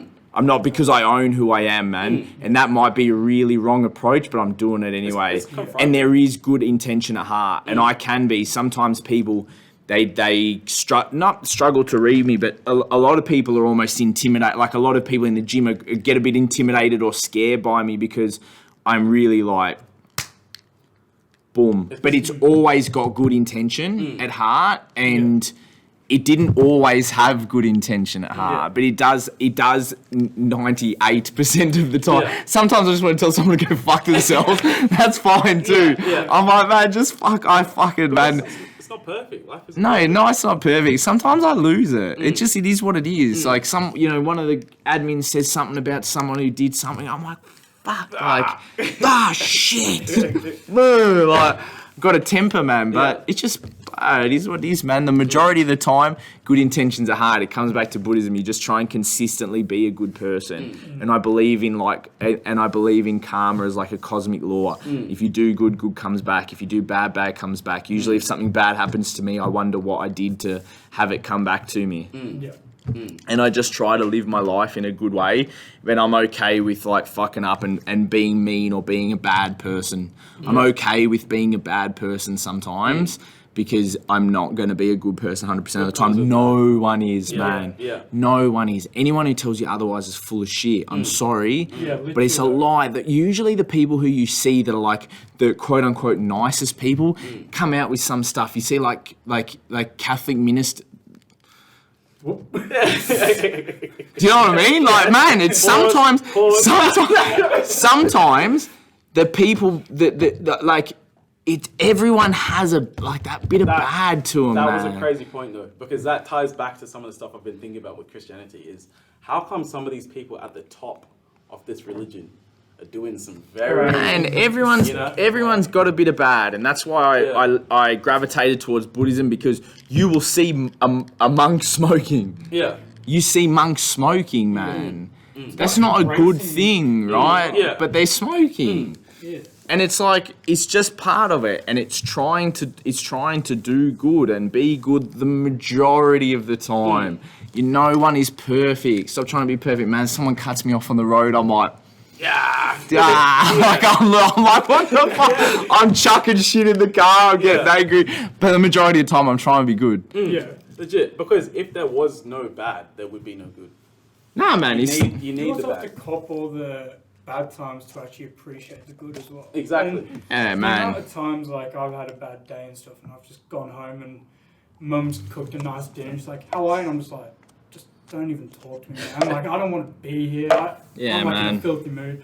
I'll sit down 5 minutes. I'm like, alright, my problem isn't with her. The problem is elsewhere. So I need to go in and be like that. And she'll look at me sometimes and go, "Yeah, you had a crap day," and I'm like, Yeah, And man. she goes, "Alright, I expect to blow up." And I was like, "Oh, sweet. At least you know it's coming." It is what it And then is. it will come, and Man, she'll just... it is what it is. I'm on the back of like 2 rough weeks. For 2 weeks, I've just been like stressed and tired, and it's not always like 24 hours. It doesn't always work that way. But again, it's like over the life of it. I'm not going to remember it in a year, you know? Yeah. You just keep trying to be consistent, man. Consistency in life is the most important thing. Consistent, not... It's the same with fighting. It's the same when you want to get better at something. It's the same when you're writing bars. Like, you try and be better consistently, you will be better. But if you write one track this week and then wait 2 weeks, and then what they used to say about Tupac, man, he would just be writing all the time. Tupac would be writing, like they say he has how many unreleased songs and audio files in a library, because he was consistently trying to be good. That guy achieved more in music in a 24, 25 year lifespan than most people can in 50 or 60, because he was consistently at it all the time. And it's a shame, because a lot of people listen to that music, and like, if you actually listen to some of the lyrics and stuff like that, he's actually sharing a lot of powerful messages. It gets lost in translation. Man, one of the big influences in my life growing up was Tupac, listening to Tupac. Yeah. Absolutely. Yeah. Man, I used to listen to the way that he would tell stories. Man, like, I would listen to the way, like, Brenda's Got a Baby, all of these kind of tracks I would listen to, man. And it was like, there was something about it that would always really resonate with me. These stories, and there was like trying to be better, and then there would be like, hit 'em up. Yep. And he's like, that's why man, and then there's hit him up, and he's like, and you're like, whoa, he's not being nice there, bro. Yeah, Biggie kick in the door, wave in the fofo. Like, man, but the other time they're being prophetic, like, and they're telling stories, and it's deep, and there's positivity, and there's about be better, like the rose that grew from the concrete, man, like some of the spoken poetry that Puck would do. Yeah. That, man, he had a massive influence on my life, because I would listen, and I would, like, I the way that he would be like that, but it wasn't perfect. It was the same, like, it was the same. Like I grew up in that time when, like I was born in 1990. So when Eminem like really started to on the come up, right? And so when he released his first, most people obviously know him from wherever, but in 96 or 95 or 96, he released Infinite. If anyone's ever listened to Infinite, which is like the first proper album or mixtape that he made, right? And you listen to him then. Before the Slim Shady LP, there was a Slim Shady EP, which was one before it. Marshall Mathers, like, and then it started to go a bit whatever. But it was like so raw and storytelling again, like that Eminem in like the late 90s, early 2000s. And when he did tracks like Stan and stuff, there was something about the way they would tell stories. And it's why I've loved hip hop my whole life, because it was, I would gravitate to those guys that would tell stories, and there was something about it, and it really, like, it had a major influence on my life. Tupac especially had a major influence on my life, which is crazy. Yeah. Like some white kid that grew up in O'Connor, right? Some white kid that grew up in O'Connor, like who was so heavily influenced by Pac is like crazy, but I think that's when I started to realise this, like I started to see, because it was so raw, I would see this line between like storytelling and being passionate and being considerate and giving and caring and just like, fuck you. Yeah. You know, this Because like that's the flip kind of side of attitude it. Yeah, and it was, man, and I would watch him and like he had a major influence on my life as an identity, not just for his music. Like I would watch the way, there's those videos of him like spitting on the cameras outside of court and stuff. It was like he was him in like the rawest and purest form. Yeah. And there was something like that which stuck with me my whole life. And people see that and they try to copy like the cool aspect or whatever, rather than the actual, he's just being himself. He's just being himself. Trying to be the cool version of him or the whatever, you know? Absolutely.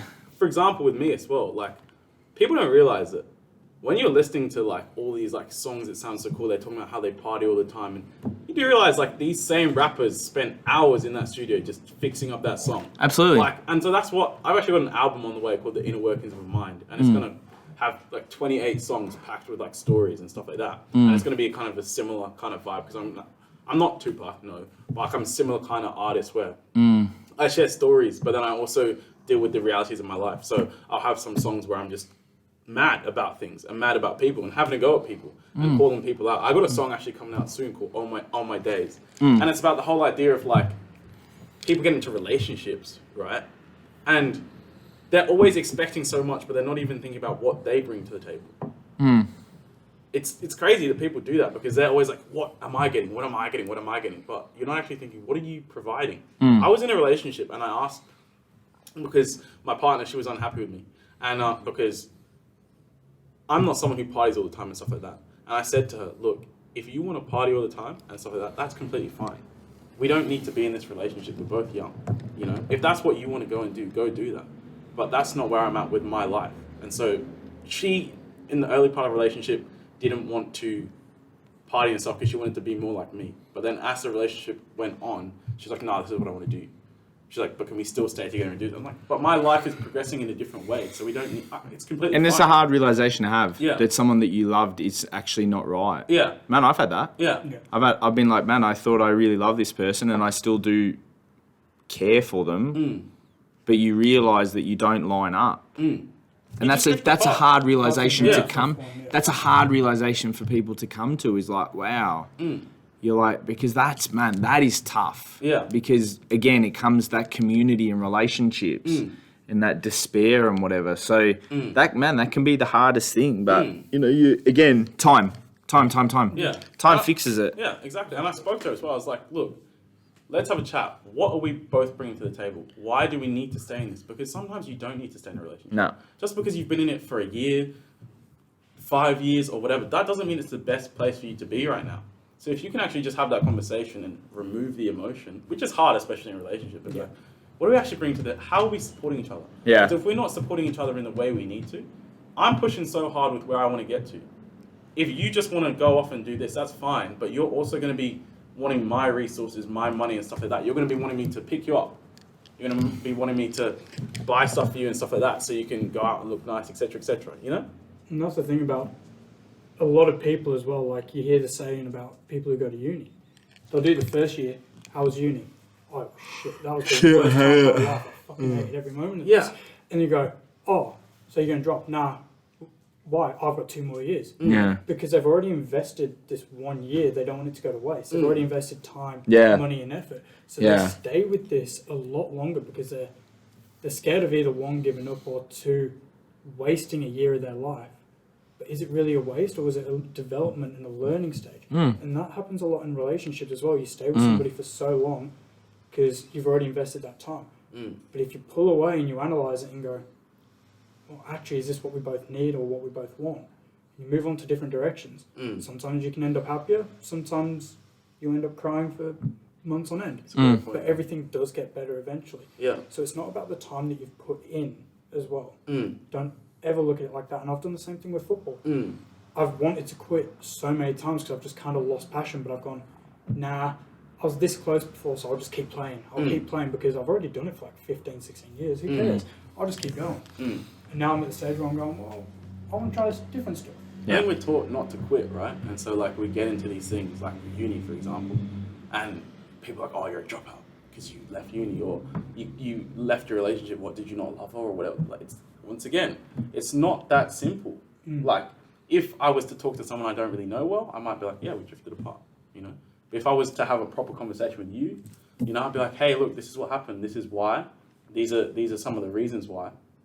And it just wasn't working out for us in where we wanted to get with our lives. So this is why we had to take these actions. Sometimes as well, people get pressured by their parents to go to uni. They get pressured by society to go to uni, where it's like they want to be a ballerina.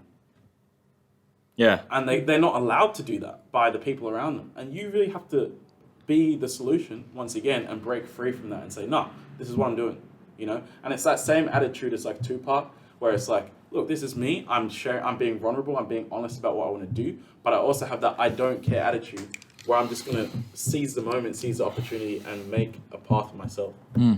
Absolutely. Yeah. Definitely agree with that. Alright, 100%. that was a great conversation. Definitely the longest one. It's our second episode. That was the show.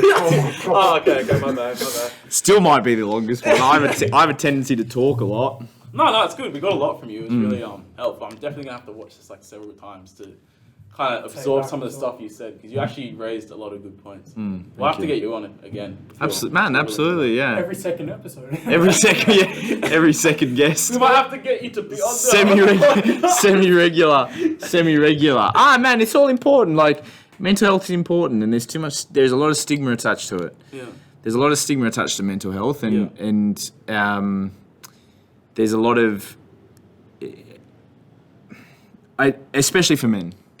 It's hard for everyone, absolutely, but sometimes men feel like they can't be vulnerable, or they're not allowed to say certain things or whatever. And then when they do, they cop backlash for it. But and that's hard, man. It's hard because men do a lot of shit stuff in the world, but men also have shit stuff happen to them. And for me, mental health is absolutely super important. And I will always, and I've said this to people, and if you're listening to this and you've made it an hour and a half in on my on my ramblings, even if I did not know someone, if they sent me a message and said, hey, I'm struggling, I would help them.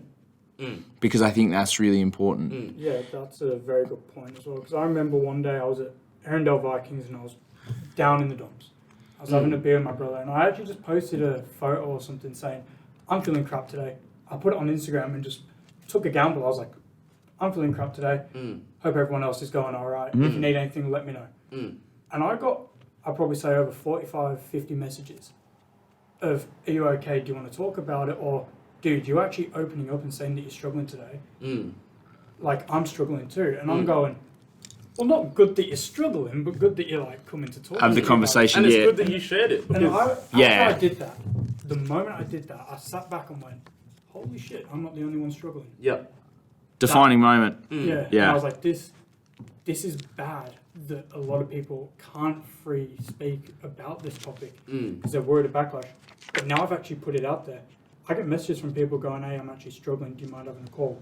I'm there more than happy to help, because at the same time, I'm getting stuff off my chest and we're having this chat. And I feel like men in today's society, so judged on being one-dimensional men that is just breadwinners, strong, independent people. But reality is a lot of us are vulnerable who have gone through so much shit in our lives that we don't know how to deal with it. So to talk about it, to go see a counselor, a psychologist, a friend, buy a dog, I don't know, but find something where you can achieve And everyone struggles. every single Find me person. someone that says that. Find me someone that says they've never struggled, and I'll show you a fucking liar. Legit. Man, Yes. I'm exactly. sorry, but everyone struggles. Some people will say that they don't, but everyone struggles. Like man, woman, they, that, however you want to identify. Like every single person struggles. All That walks is of life, all everything. everyone, man, and that is just the reality of it. So realistically, like everyone needs help. Everyone needs to talk about it. Everyone needs to be able to talk to someone else about it. And the one thing that I say to everyone, and the biggest thing, and this is something that I've worked the hardest on my life, is if you don't, you have to have one person in your life that you can tell anything to. That is super important. You have to find one person that you can tell everything to. You don't know when the lows are coming. And if you don't have that person, you have to go and find them, and you have to tell them something, because you cannot carry that burden on your own. And my psychologist taught me that as well.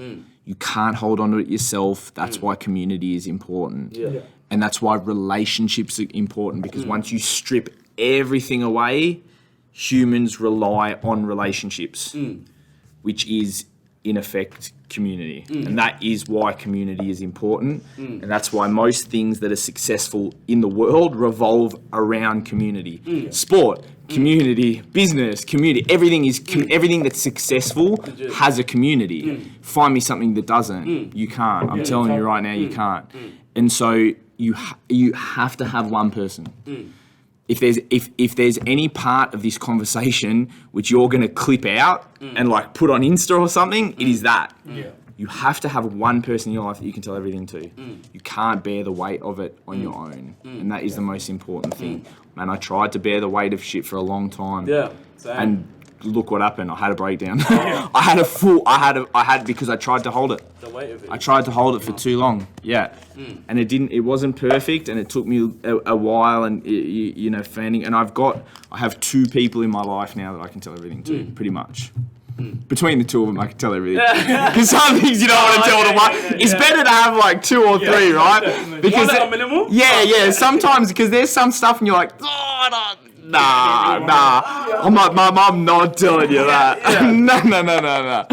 Nah, I'm not telling you about her, mum. one time. Oh, it's like, nah, yeah. We've all done that as well. We go to So there I was, butt naked. No. Yeah. Like you gotta have realistically a few people so that you feel like everything that you ever hold on to, you can distribute. Like having that one person is not always, that's pretty hard to find. But having a few people that you can distribute amongst it, I'm lucky I got two people in my life that I can tell everything to. And that once I properly found that, I was like, wow, man, this is really good. School as well, it can be hard with that, because like when you come from school, like when you're in that school environment, you start thinking, no, I need to have like 50 friends and whatever. But what you're really saying is, no, you can have a lot of friends, you can have a little friend, but what you really need is one or two people in your life that are just solid, that you can actually outpour to. Because especially me as well, I was like quite well known when I was at school and stuff like that. And then I left Sydney, I moved to Canberra, had to start all over again.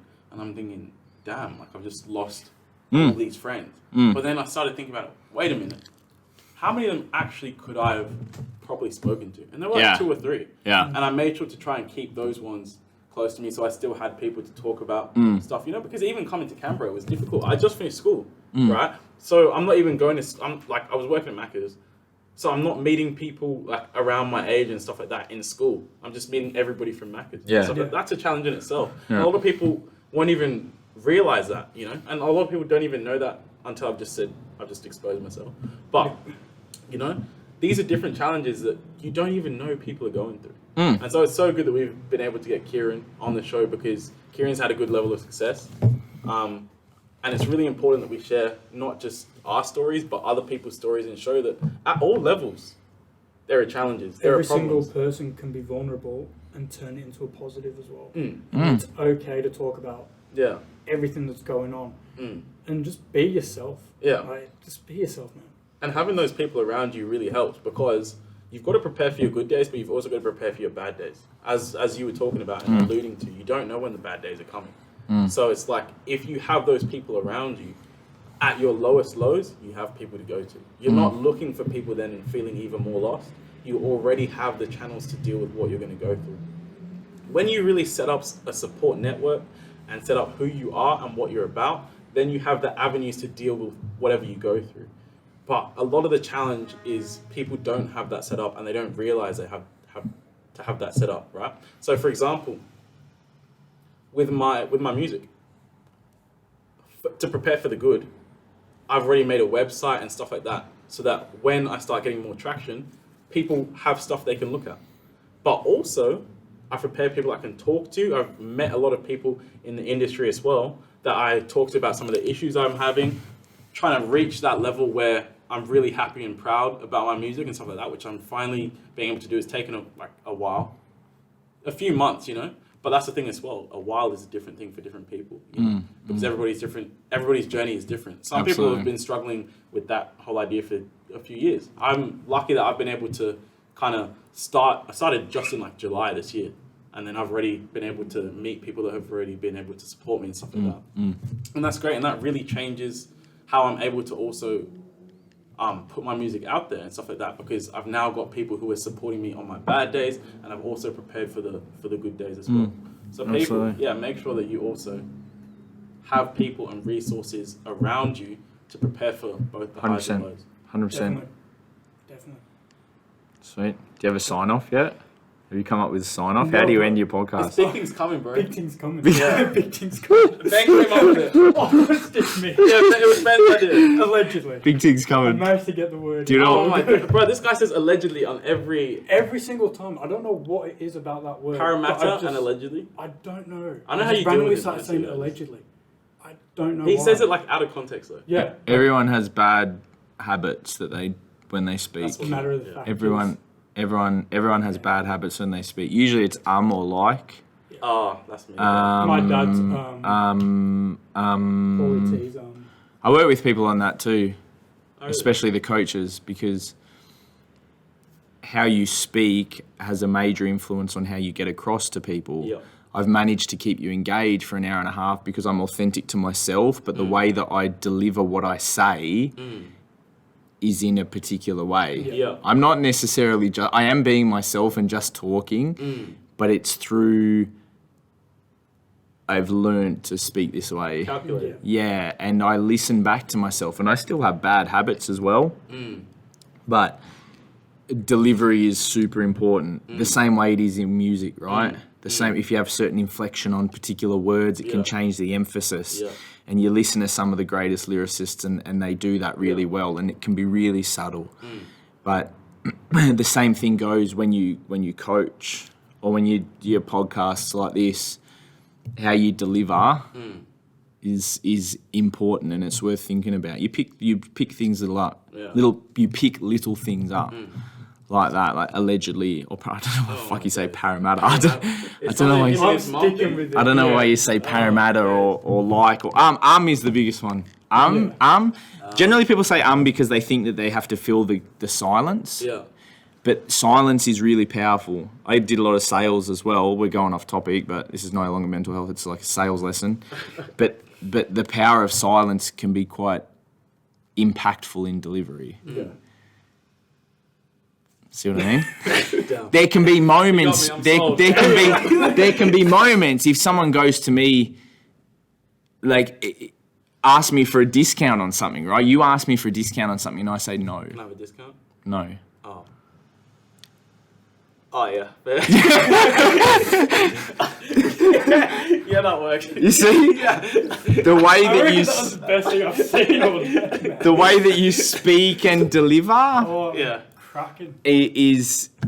has a huge impact on other people as well and how you get a message across is something that I'm quite proud of, especially when it comes to topics like this, and I want to get a lot across to people a little bit better. I do so in the way that I speak. I think I have, that's a bad habit I have. I say I think sometimes when it's not I think, I know. I know that the way that I speak can maybe get across to people a bit better. Because I'm a bit more concise, I'm a bit clearer. The gym that we are in is not by chance. It's purpose because of who I am and how I approach things. The same thing goes when I speak and instruct and I teach and a podcast and I keep you engaged. Wow. This might have to be a part 1. I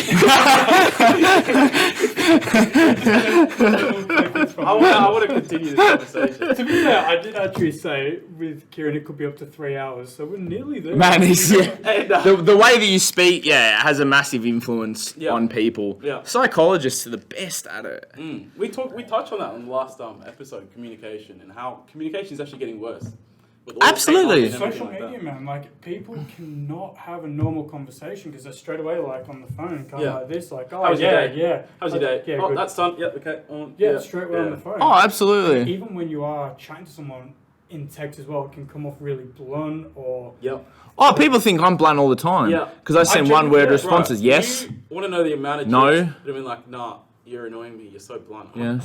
I just say what I'm thinking. Like I'm not gonna send like 500 emojis and stuff like that. But it's also understanding your audience too. This is the thing. You understand your audience, and that's how you change your delivery and what you do. Because if you think that girl might be receptive of 7 smiley faces, well, you might do it. Do you know? Because it might. This is the thing, though. She might be the one. You have to. She might be the one, but you didn't know because you didn't send any emojis, bro. She thought. So that's communication is a very important. It's a very you can be. I'm the same. I can be the same, but it's a very important skill. Communication is, a very important skill. I think a lot of success comes from communication. I reckon if you cannot communicate, you're going to struggle. That's how you build community. Every single aspect of life. I'm successful because I can communicate well. That's the main. It is the main thing. I'm not any smarter than the next person. I don't think. I do arrogantly think I'm quite intelligent, but not necessarily in a traditional sense. However, the one thing that I can do better than some of my peers who may be smarter is I can communicate it better. They sound dumber. Because I can pull you in and keep you there. I can pull you in and I can keep you and they can't. And that's the difference between them and I. And that is what has been a real determinant, as a successful factor in my career, is the way that I can engage people. I think if there's a skill that anyone wants to work on, see, I said again, I think. Right? I'm reflective of it too. If there's a skill I believe that most people could benefit from, it's in delivery and communication. The same thing, you look at the way that certain artists control the stage, right? You look at the way certain artists control the stage. It's amazing. I remember seeing J. Cole as a warm-up act. I remember seeing him as a warm-up act, right? And he did workout and stuff. It was around that time. And you knew he was going to be massive. He was I saw him in New Zealand. He was actually a warm-up act to Eminem's first ever concert in New Zealand. I saw him in Auckland. Him and Action Bronson. Action Bronson got halfway up this hill. He went through the crowd, got halfway up a hill because he was so fat he got too tired. He had to wait 15 minutes until he came back to the stage. There was just this beat playing and nothing happening. And the security had to go and get him because he was so out of shape. But I saw the way J. Cole, it was well before Forest Hills Drive and stuff like that. And I saw him and I'm like, man, the performer, they engage. The best performers, you watch the way they engage. It's always a huge Obama man. I love the way Obama talks. I'm just like, I watch him, I listen to him. Who's the old dude that does all the documentaries? David Attenborough. Man, listen to, bro. I'm David Attenborough. Watch how you're it's a fucking ant colony migrating. And I'm like, tell me more, man. Tell me Moore, man. I love that. Like Morgan Freeman, these guys, the way they, man. What's his what's the other dude's name? James Earl Jones. Yeah. James Earl Jones. Iconic form. I'm just like, whew. Like the way you think about some of the most influential people in history, it's just the way that they speak. Martin Luther King, John F. Kennedy. Like I'm using Americans as an example, but we see that a lot. Obama, these guys, they have such a profound impact. You watch the way people trip over themselves. Guys like Scott Morrison, our current Prime Minister, who gets a lot of flack because he doesn't communicate that well. Whether or not his policies are right or wrong, he cops it a lot because he doesn't deliver it the right way. And you had people like Julia Gillard, whilst she was hated for the way that she approached things, she was an excellent communicator. She would really get you in. Her misogyny speech is so famous now that she delivered in Parliament because it was like, it caught your attention. The way you listen, man, like guys like Mourinho even, when you hear Mourinho speak, there's something when you hear Mourinho speak and you're like, he catches your attention. Yeah. The way these people deliver it, you very rarely remember the people who can't. That's a fact. That's a bar. That's a bar. another clip that's going on here. You very rarely remember the people who can't deliver. They just don't. It doesn't stick. That's a skill in itself. It's a skill in itself. Even if the ideas and everything's flawed, you still listen because you're like, they're presenting it well, even though it could be flawed. Oh yeah. The way you deliver If I was to is go so and watch important. wildlife videos, like I would never do that. But David Attenborough. David Attenborough. Yeah. He's made it. Everyone wants to watch wildlife Yeah. videos. People now care about like the world and like what's going to happen. in the Yeah, next years and stuff like that. absolutely. Like, no, David Attenborough told me. Forensic Files, one of the best shows. There was this dude who was doing all the voices for that, and he was incredible. All of those, man. There was that missing persons one. It was like Unsolved Mysteries.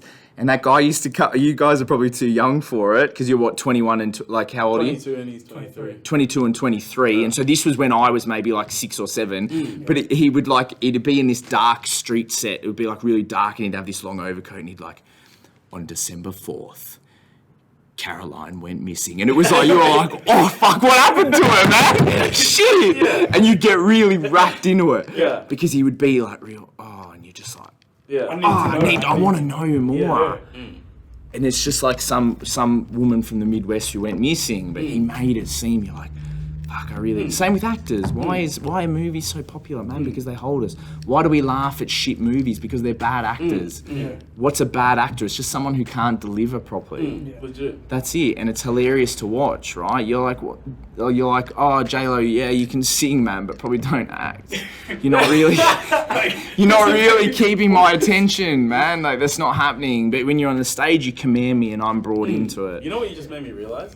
So, I might not even remember what I did last week, but I remember like I had a dream. That's the actual impact, where it shapes your actual memories and it becomes ingrained into your memories. And you'll forget some stuff that's way more relevant to your life. Yeah. But you'll have this like just going on in the back of your head. We are stimulated all the time. Yeah. We are always stimulated. You things have to stand out amongst it, right? We are constantly stimulated all day, every day. The things that stand out above it are usually the things that stick. Yeah, we will end that Perfect. there. Yeah. And that right. Before we... There will be a part 2. Part two coming. Thank you so much, Kieran. Pleasure. Thank you. Pleasure. Appreciate it. That was good. Thank you. I like that. Pleasure. I learned so much just then. Good. I'm glad. So if you want to start praying as well.